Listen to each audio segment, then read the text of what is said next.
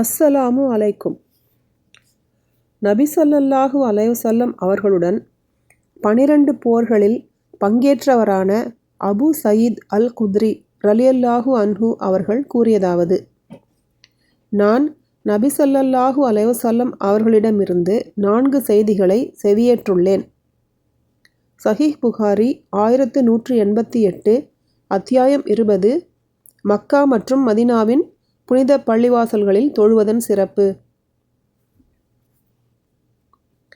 நபி ஸல்லல்லாஹு அலைஹி வஸல்லம் அவர்கள் கூறினார்கள்: மக்காவில் உள்ள மஸ்ஜிதுல் ஹராம், மதீனாவில் உள்ள மஸ்ஜிதுன் நபவி, பைத்துல் மக்திஸில் உள்ள மஸ்ஜிதுல் அக்ஸா ஆகிய 3 பள்ளிவாசல்களுக்கு தவிர வேறெந்த பள்ளிவாசலுக்கும் அதிக நன்மையை எதிர்பார்த்து புனித பயணம் மேற்கொள்ளப்படாது.